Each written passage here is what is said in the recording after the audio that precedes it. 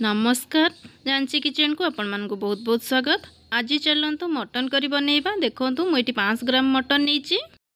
देखंतु मु eighty pressure cooker बसै नैची। एबे प्रेशर कुकर को गरम होबा पई छाड़ीबा। देखंतु एटी हमर प्रेशर कुकर गरम हे गलानी। सेथिरे हमें तेल दे दबा। देखंतु मु एटी सोरष तेल नैची। एथिरे 2 बड़ चम्मच सोरष तेल दे दबा। एबे तेल को गरम होबा पई छाड़ीबा। देखंतु एटी हमर तेलटी गरम हे आसलानी। एबे जो आमे सुखा मसला रखितले ताकू मध्य देबा। देखिबा चलंतु कोन कोन सब सुखा मसला मु नैची। देखंतु एठी मु किछि गोलमरीच नैची, आउ दालचीन खंडे नैची, 3-4टी लवंग नैची, बड़ अलैच नैची, जावेत्री नैची, गुजराती नैची, 2टी सुखा लंका और तेजपत्र। एबे ताकू सब देई दबा। देखंतु एठी हमर मसलाटी सब फुटी आसलानी। एबे जो काटिकी रखितले पियाज ताकू मध्य देई दबा। देखंतु मैं ये लंबा लंबा करी पियाज सब काटिकी नैची। एबे पियाज सब दे दबा। एबे पियाज को भल से भाजी नेबा। गैस रे फ्लेम टी मीडियम रखिबा। देखंतु एठी हमर पियाज टी केते बढ़िया से भाजी आसलानी। एबे जो अदा रसुण पेस्ट रखिथिले ताकू 2 बड़ चम्मच दे दबा। देखंतु मैं ये 2 चम्मच दे देची। एबे ताकू भल से गोळेई नेबा। एबे चलंतु सेथिरे किछि गुंड मसला ऐड करिबा। देखंतु एठी 1 चम्मच हल्दी पाउडर नैची, आउ 1 चम्मच लंका पाउडर दे दबा, आउ 1 चम्मच सेथिरे धनिया पाउडर दे दबा, आउ सेथिरे 1 चम्मच जीरा पाउडर दे दबा, आउ सेथिरे 1 चम्मच मटन पाउडर दे दबा, मटन मसला।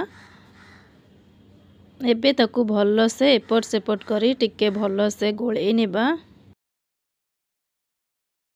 देखंतु एठी हमर मसलाटी हे आसलानी। एबे जो रखिथिले मटन ताकू मध्य दे दबा।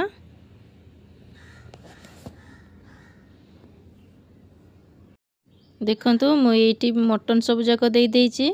सेथिरे हमें स्वाद अनुसार 1 चम्मच लूण देबा। मु मसला रे लूण देई नथिली जेहेतु सेथि लागि हमें पछरे लूण देले। एबे ताकू भल से गोळेई नेबा। आकु हमें एबे लो फ्लेम रे रखी की माने मीडियम टू लो फ्लेम रे रखी की भल से कसी नेबा। आउ माने 15-20 मिनिट जक भल से कसी नेबा। भल से कसी ही सारला परे सेतिरे जो आमे काटिकी रखी चंती आलू ताकू आमे देई देबा। नले आलू देले जल्दी सिझी जिवो। जेहेतु मटन टिके टाण थाए टाइम लागे सिझिबा पई सेति लागि प्रथमे मटन टिकू आमे 10-15 मिनिट कसी नेबा। तापरे आलू देबा। देखंतु एठी हमरो 10-15 मिनिट मध्ये हेई गलानी। टिके मटन माने तेल टिके छाड़ी आसलानी। एबे चलंतु जो काटिकी रखिथिले आलू ताकू देकी मध्ये 15-20 मिनिट खंड कसीबा भल से। जेते भल कसी हबो मटन रो टेस्ट बते भल आसीबो। आउ सेते कम भी सिटी अधिक सिटी दबा पई हमकु पड़िबनी। सेति लागि हमें मटन टिके भल से कसी नेबा। देखंतु एठी आलू और मटन को मु भल से कसी नेइची। एबे ताकू 5-10 मिनिट पर्यंत कवर करि नेबा। देखंतु एतर कवर खोली के केते बढ़िया देखा जाउची। आउ थरे ताकू भल से मध्ये आउ टिके 5-10 मिनिट भल से कसी नेबा। देखंतु एठी हमर भल से कसी हे जाईची। सेथिरे आउ टिके गरम मसला देई दबा। गरम मसला दे आउ टिके ताकू भल से कसी नेबा।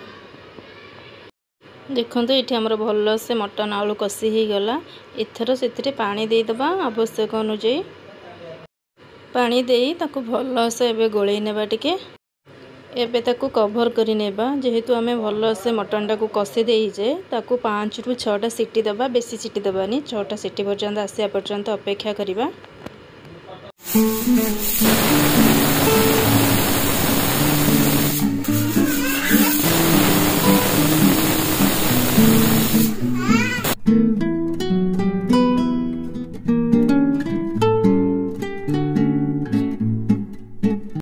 देखंतु एठी हमर 6टा सीटी कंप्लीट हे गला। एबे गैस रो फ्लेम टी ऑफ करि नेबा।